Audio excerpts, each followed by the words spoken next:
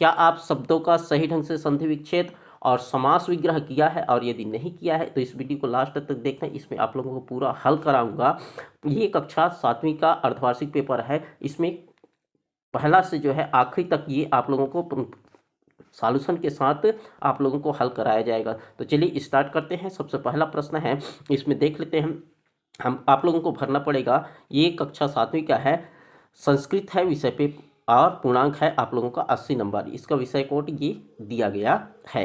इसमें अनुक्रमांक भरना होगा आप लोगों को अंकों में, अब शब्दों में, विद्यार्थी का नाम और परीक्षाशाला का नाम, इस तरह से आप लोगों को भरना है। इसमें पहला प्रश्न देखते हैं, रिक्त स्थान की पूर्ति कीजिए।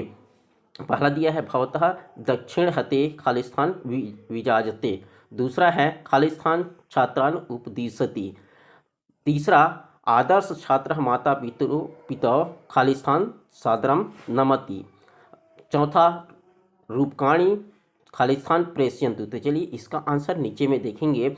और ये तीसरा प्रश्न दिया गया है, और चौथा दिया गया है ये, छत्तीसगढ़ से खजुराहो किम अस्ति। तो इसका आंसर हो जाएगा छत्तीसगढ़ से खजुराहो भोरम देवः अस्ति। सूर्य इति शब्दस्य पर्यायवाची चत्वार शब्दम लिखे। इसका 4 पर्यायवाची शब्द लिखना है। तो इसका हो जाएगा रवि, दिनकर, भास्कर, मरीचि। निम्नलिखित शब्दों का संस्कृत वाक्यों में प्रयोग कीजिए। आहार, भवेत। तो चलिए इसका आंसर नीचे में देखते हैं। 7वां प्रश्न है, 7वां प्रश्न, वासुदेव कः प्रतिपत्रम लिखति। 8वां प्रश्न देख लेते हैं, रामायणस्य महाकाव्यस्य रचना कः करोति। और 9वां है, मानवे कश्चित् प्रभावः भवति। और 10वां है, श्रवण कुमारः पितरो कुत्र उपदेशयत्। तो इसका आंसर चलिए देख लेते हैं। इसका आंसर हो जाएगा, पहला में हो जाएगा आप लोगों का छत्रम हो जाएगा, दूसरा में अध्यापक, तीसरा में खाली चरण, और चौथा में धनादेशेन, 5वां में हो जाएगा वार्मिकम, और 6वां में संस्कृतम, तीसरा का दूसरा में। इसका आंसर हो जाएगा छत्तीसगढ़ से खजुराहो भोरम देवः अस्ति। और 5वां का हो जाएगा रवि, दिनकर, भास्कर, मरीचि। और 6वां वाक्य प्रयोग में होगा आहार का, अन्नम दैनिदम दत्वा पालस्यान दिने दिने। भवेत का वाक्य प्रयोग हो जाएगा यूयम सुखी भवेत। 7वां का आंसर होगा वासुदेवस्य पितरम प्रति पत्रम लिखति। और 8वां का होगा रामायणस्य महाकाव्यस्य रचनाम वाल्मीकि अकरोत्। और 9वां का हो जाएगा मानवे सर्वसभ्यामी विशेष रूपेण प्रभावः अस्ति हो जाएगा। और 10वां का होगा श्रवण कुमारः पितरो वाहनिकायाम उपवाविष्यत्। 11वां प्रश्न है, छत्तीसगढ़ राज्यस्य स्थिति का अस्ति। और 12वां है, निम्नलिखित किन्हीं एक पद्यांश का हिंदी में अनुवाद कीजिए। तो पहला है, गुणो भूष्यति रूपम, शीलम भूष्यति कुलम, सिद्धि भूष्यति विद्याम, योगो भूष्यति धनम। 11 का हो जाएगा छत्तीसगढ़ राज्य से उत्तर दिशि झारखंड प्रदेश से, दक्षिण दिशि आंध्र प्रदेश, पूर्व दिशि उड़ीसा, पश्चिम दिशायाम महाराष्ट्र प्रदेशस्य विराजन्ते। इसका हो जाएगा। और 12वां का इसका अनुवाद होगा, गुण से रूप की शोभा होती है, शील से कुल की प्रशंसा होती है, विद्या की शोभा सिद्धि से होती है, और धन की शोभा उचित भोग से होती है। 13वां प्रश्न है, अंकों को संस्कृत में लिखो। 3, 8, 9, 11 और 15। तो इसका हो जाएगा, आप लोग लिखे होंगे। चलिए ये आप लोगों के लिए छोड़ता हूँ। 14 है, छंद विच्छेद करते हुए संधि का नाम लिखिए।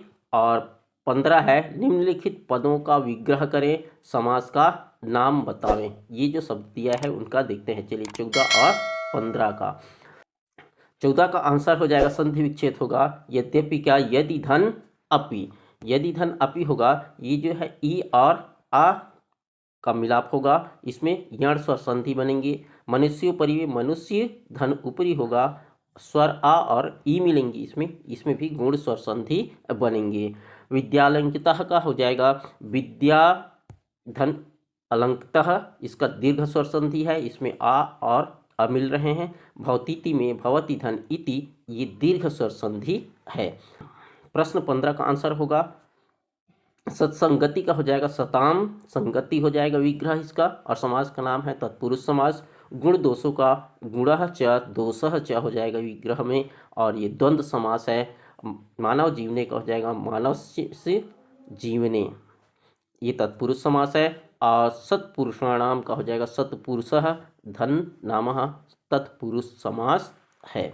और इसी में बा होगा निम्नलिखित वाक्यों का संस्कृत में अनुवाद कीजिए। तो संस्कृत प्राचीन भाषा है, अनुवाद हो जाएगा संस्कृत प्राचीनतमा भाषा अस्ति। मेघदूत गीतिकाव्य है, तो इसका लिख सकते हैं आप मेघदूतम गीतिकाव्यः अस्ति।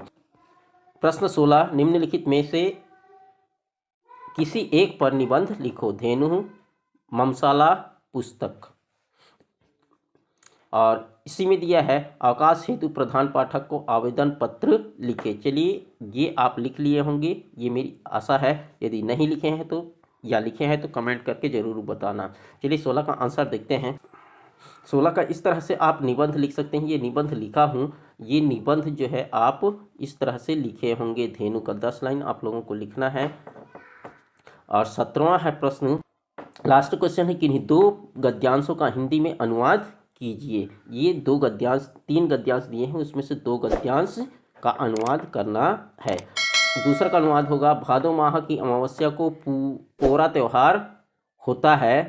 कृषि प्रधान छत्तीसगढ़ के यह प्रमुख त्यौहार है। कृषि कार्यों और खेतों को जोतने का कार्य बैल करते हैं, अतः इस त्यौहार में बैलों की विशेष सजावट होती है। और तीसरा का हो जाएगा, कोरिया जिला के पास में सरगुजा जिला स्थित है। सरगुजा जिला में सादरी, भोजपुरी, सरगुजिया, छत्तीसगढ़ी इत्यादि लोक भाषाओं का लोक जीवन में प्रतिदिन व्यवहार होता है। इस तरह से आप 17 में 17 प्रश्न बनाए होंगे और अच्छे नंबर प्राप्त किए होंगे। आशा है ये वीडियो आप लोगों को पसंद आया होगा। यदि पसंद आया होगा तो एक लाइक जरूर कीजिएगा और अपने दोस्तों के साथ शेयर कर दीजिएगा। और अभी तक यदि चैनल को सब्सक्राइब नहीं किए हैं तो सब्सक्राइब कर दीजिएगा। मिलते हैं एक नए टॉपिक के साथ, तब तक के लिए जय हिंद, जय भारत।